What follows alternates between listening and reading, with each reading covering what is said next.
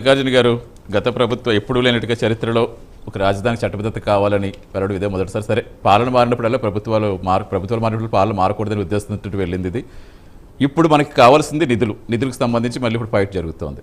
పూర్తిగా కేంద్రం మీదే ఆశలు పెట్టుకుంది. ప్రధాని గారు వస్తారు, ఎప్పుడు వస్తారు? కన్ఫర్మేషన్ వచ్చిందా? ప్రధాని గారు వచ్చాక పనులు ప్రారంభిస్తారని చెప్తున్నారు.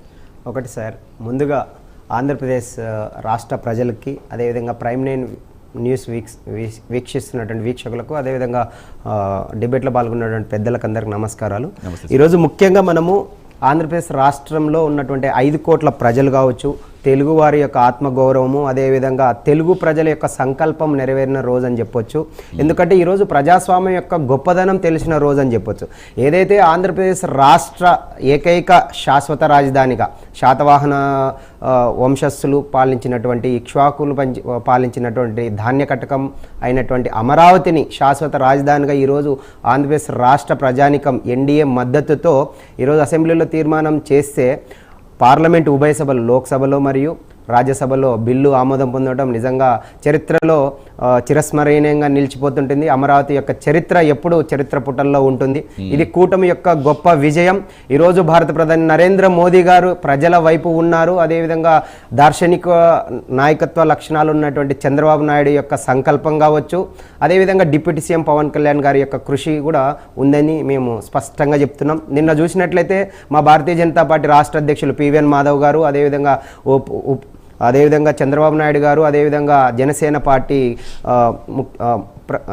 పార్టీ మంత్రివర్యులు నాదెండ్ల మనోహర్ గారు ఎక్కడైతే ఉద్దండరాయనపాలెంలో అక్కడ దీపహారతి కార్యక్రమంలో పాల్గొనడం జరిగింది. మేమందరం గర్వపడుతున్నాం. ఈరోజు ప్రజలు ఎవరినైతే నమ్మి ఈరోజు 164 సీట్లు మాకు ఇచ్చారో వాటిని నిలబెట్టుకొని ప్రజా సంకల్పం దిశగా ముందుకెళ్తున్నందుకు మేము గొప్పగా ఫీల్ అవుతున్నాం సార్. ఇప్పుడు కేంద్రం ఏ విధంగా నిధులు ఇచ్చిందనే వాటికి స్పష్టంగా వైఎస్ఆర్సీపీ వాళ్ళకి చెప్తున్నాం.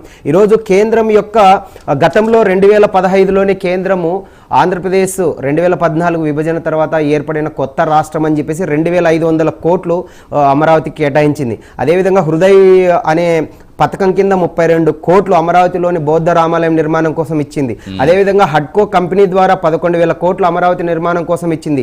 రీసెంట్గా చూస్తే 2026 బడ్జెట్లో 1129 కోట్లు కేటాయింపు చేసింది. ముఖ్యంగా 2024లో కూడా 15,000 కోట్ల కేటాయింపులు చేసింది. అదేవిధంగా రాజధాని సిఆర్డీఏ ప్రాంత అభివృద్ధి కోసం 432 కోట్లకు పైన కేటాయింపులు చేసింది. ఈరోజు ఒక్కటి వైఎస్ఆర్సీపీ నాయకులు కావచ్చు, వైఎస్ఆర్సీపీ పార్టీ అధినేత జగన్మోహన్ రెడ్డి గారు స్పష్టంగా చెప్పాలి. అసెంబ్లీలో తీర్మానం చేస్తుంటే ప్రజలు కోరుకున్నటువంటి ఏకైక రాజధాని దాదాపుగా 33,000 ఎకరాలు ఇచ్చినటువంటి ప్రజలు ఈరోజు రాజధానిగా అమరావతి ఉండాలి అనుకుంటే, ప్రజలు తమకిచ్చినటువంటి 11 సీట్లకు కూడా న్యాయం చేయకుండా అసెంబ్లీకి వెళ్లకుండా తీర్మానం చేస్తుంటే వాకౌట్ చేసి ఈరోజు జగన్మోహన్ రెడ్డి గారు మచిలీపట్నం నుంచి విజయవాడ నుంచి గుంటూరు నుంచి గన్ తీసుకొని మావి గన్ అని చెప్పేసి సెటైర్లు వేస్తూ వాళ్ళు ఏదైతే కల్చర్ ఉందో గన్ కల్చర్ని, అహంకారాన్ని, అజ్ఞానాన్ని ఈరోజు రాష్ట్ర ప్రజలకు స్పష్టంగా తెలియజేస్తున్నారని చెప్పి పేర్కొనొచ్చు. ఇదే సంస్కృతి, విష సంస్కృతి కానీ, ఇదే రౌడీజం, ఇదే అజ్ఞానం, ఇదే అహంకారం ముందుకెళ్తే రాబోయే రోజుల్లో ఒక్క సీటు కూడా వైఎస్ఆర్సీపీకి రాదు. ఆల్రెడీ ఆ పార్టీని ఈరోజు ప్రజలు తిరస్కరించారని చెప్పి స్పష్టంగా చెప్తున్నాం సార్. ఈరోజు ఏదైతే ఉందో ఇప్పుడు కూటమి శాశ్వత రాజధానిగా ఉండాలి అని చెప్పేసి గతంలో మనం చూస్తున్నాం. 2014లో కొత్త రాష్ట్రం ఏర్పడితే 10 సంవత్సరాలు తెలంగాణ మరియు ఆంధ్రప్రదేశ్ ఉమ్మడి రాజధానిగా ఉంటుంది. 10 సంవత్సరాల తర్వాత ఆ రాజధాని అభివృద్ధి చేసుకోమని చెప్తే ఇదే జగన్మోహన్ రెడ్డి గారు ఆ రోజు ప్రతిపక్ష హోదా ఉండి జై అమరావతి అని చెప్పారు. 2019లో యూటర్న్ తీసుకొని డీసెంట్రలైజేషన్ అన్నారు, 3 రాజధానులు కల్పిస్తానన్నారు, విజయవాడ, వైజాగ్, అదేవిధంగా మా కర్నూలులో న్యాయ రాజధాని అని చెప్పారు. డీసెంట్రలైజేషన్ అంటే నిజంగా ప్రజలు అభివృద్ధి చేస్తారనుకున్నారు. కానీ డీసెంట్రలైజేషన్ పేరుతో పోలవరము మరియు రివర్స్ టెండరింగ్తో అవినీతి, అన్యాయాలు, భూ అక్రమాలు, రౌడీజం, గూండాయిజంతో ఈరోజు పరిపాలన చేతగాక ఒక విషయం సార్. ఈరోజు నేను ఎందుకు ఇవన్నీ స్పష్టంగా చెప్తున్నానంటే, జగన్ గవర్నమెంట్ యూటర్న్ తీసుకుంది. గతంలో ప్రజలు ఒక్క అవకాశం ఇవ్వమని చెప్తే ఆ అవకాశాన్ని నిరూపించుకోలేదు. అదేవిధంగా ప్రజలు కోరుకుంటున్నటువంటి రాజధాని విషయంలో కూడా యూటర్న్ తీసుకున్నారు. ఈరోజు ప్రజల్ని మీరు భయపడిస్తున్నారా? గన్ అనే కల్చర్ని తీసుకొస్తామని చెప్పేసి, మరి రేపొద్దున మేము అధికారంలోకి వస్తే మళ్ళీ రాజధాని కూడా మారుస్తామని చెప్పేసి స్పష్టమైన సంకేతాలు ఇస్తున్నారు. దానికి అనుకూలంగానే భారతీయ జనతా పార్టీ కావచ్చు, జనసేన కావచ్చు, టీడీపీ నాయకులు, మా జాతీయ నాయకత్వం కానీ మా రాష్ట్ర నాయకత్వం స్పష్టంగా చెప్పింది. రాబోయే రోజుల్లో జగన్ యొక్క వైఎస్ఆర్సీపీ రాష్ట్ర ప్రభుత్వం రానివ్వమని స్పష్టంగా చెప్పింది ఎన్డీఏ కూటమి స్పష్టంగా రాబోయే 10-15 రోజులు 15 సంవత్సరాలు బలంగా ఉంటుంది, ప్రజల కోసమే పనిచేస్తుంది. సార్ ఇంకొకటి, ఇదే అమరావతి ఒకటి మల్లికార్జున గారు, ఇప్పుడు వచ్చే ప్రభుత్వాలు ఏంటంటే మరి పక్కన పెడితే మతవేద ప్రభుత్వాల వారిని పాలన మారకుండా ఒక ఖచ్చితంగా సార్, మాకు ఎన్డీఏ కూటమికి స్పష్టంగా ప్రజా సంక్షేమం మీద, ప్రజల పరిపాలన మీద అవగాహన ఉంది కాబట్టి ఈ రోజు భారత ప్రధాని నరేంద్ర మోదీ గారు 2 సార్లు వచ్చారు. అమరావతి రాజధానిగా ఏర్పాటు చేయాలని చెప్పి పునాదికి రావడం జరిగింది. అదేవిధంగా పునాది ఏర్పడడంతో పాటు మొన్న గంగా యమునా నది మట్టితో ప్రారంభించిన దానికి మళ్ళీ అనౌన్స్మెంట్ చేశారు.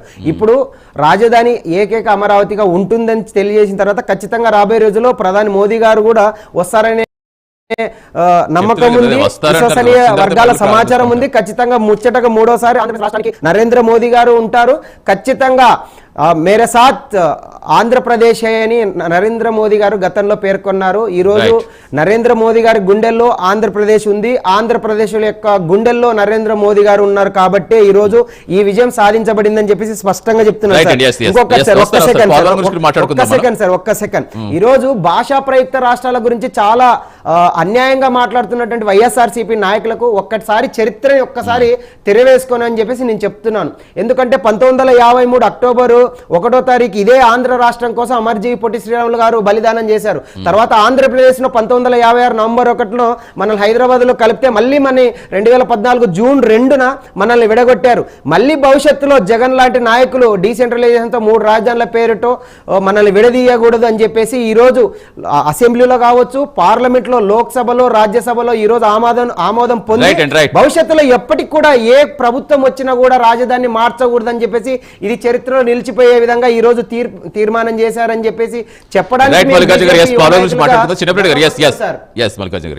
చిన్నప్పటి గారు వస్తాను. పోలవరం డయాప్రమోలు దెబ్బతింటే గత ప్రభుత్వం